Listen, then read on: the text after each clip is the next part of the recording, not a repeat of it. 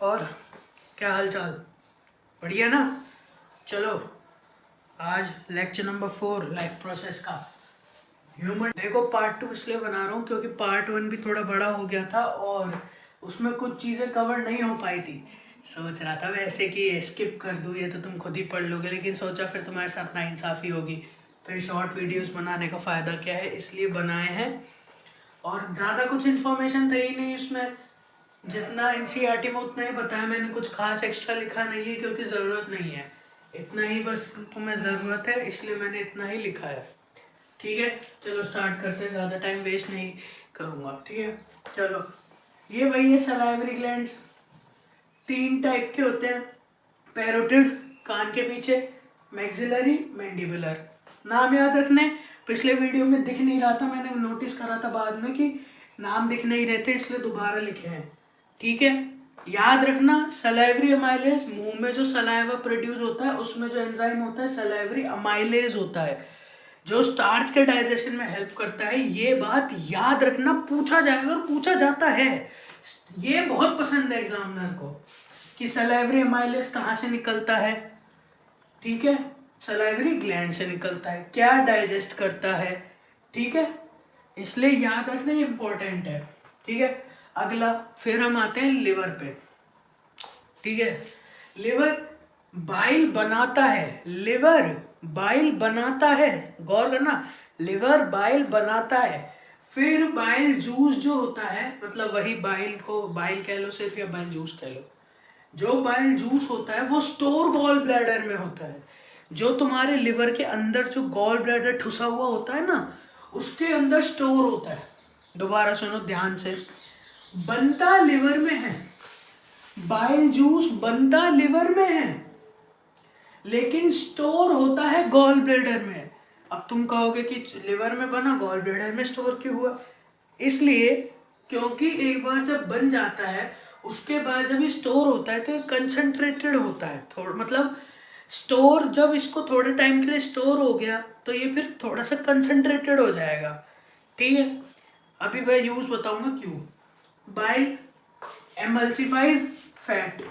अब इसका मतलब क्या है? एमल्सिफाइज फैट का मतलब है जो फैट का मोटा पार्टिकल, मान लो इतना मोटा है, होता नहीं है, मैं इमेजिन कर लो, उसको टुकड़ों में काट देगा। छी छी छी छी छी छी छी। ऐसे ये बाइल का पार्टिकल मान लो, इसको टुकड़ों में काट देगा, है ना? ये सॉरी, फैट पार्टिकल है ना, फैट पार्टिकल को टुकड़ों में काट देता है। ठीक है, अब टुकड़ों में काट देता है और ये कंसंट्रेटेड होएगा तब अच्छे से वर्क करेगा ना। अगर मान लो गाढ़ा होएगा तो अच्छे से वर्क करेगा। अब तुमने सुना होगा जिन लोगों का गॉल ब्लैडर का ऑपरेशन हो जाता है, जिसमें बोलते हैं ना पित्त की थैली निकाल दी है, गॉल ब्लैडर को निकाल दिया, तो फिर उनको कहा जाता है कि भाई ज़्यादा चिकनाई वाला मत खाओ, ज़्यादा फैट वाला खाना मत खाओ। क्यों? क्योंकि फिर बाइल, गॉल ब्लैडर हट जाता है ना।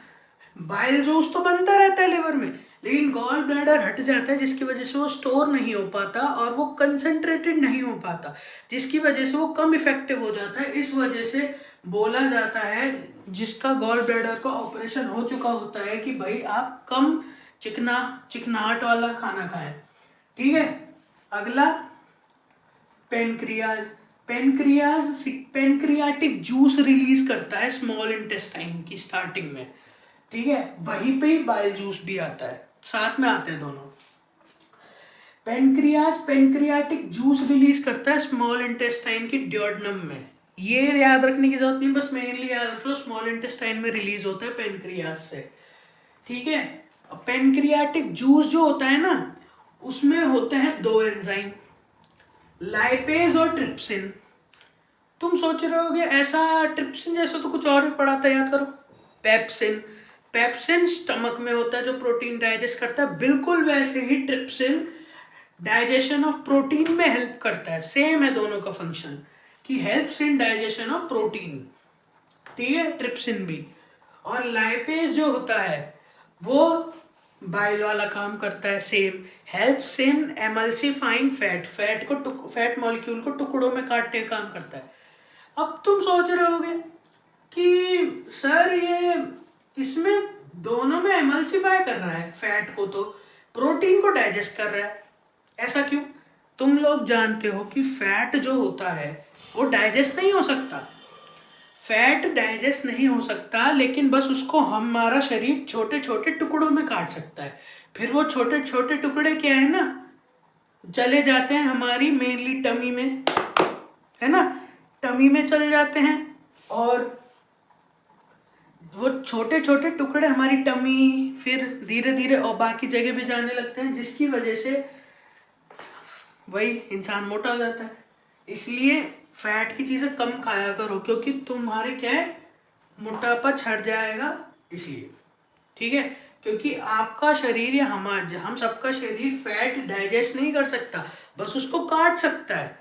हम इसको, ये फैट मॉलिक्यूल मानो, हम इसको डाइजेस्ट नहीं कर सकते, इसको बस काट सकते हैं छोटे छोटे पार्टिकल में, ताकि हम इसको रख पाए, ताकि ये प्रॉब्लम कॉज ना करे। इसलिए फिर वही है, फिर यहाँ पे स्टोर हो जाता है, वही बात है, ठीक है।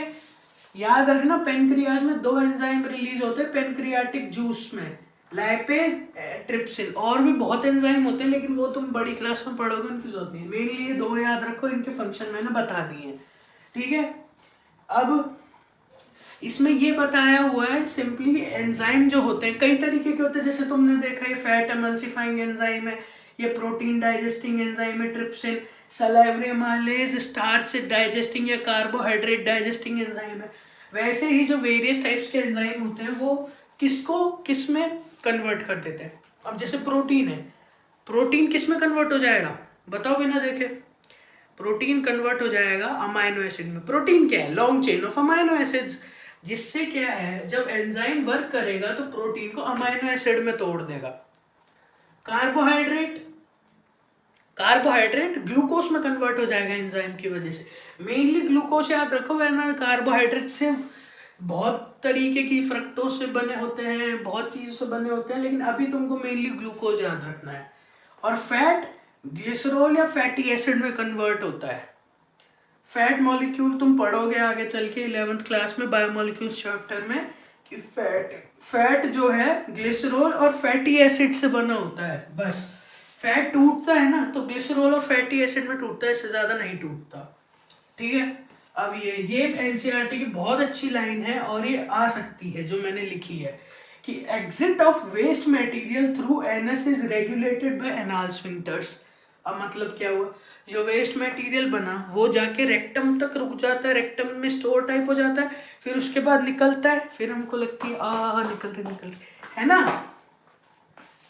कि एनस के थ्रू जाएगा, एनाल स्फिंक्टर्स, एनस से बाहर निकलेगा, किसकी मदद से?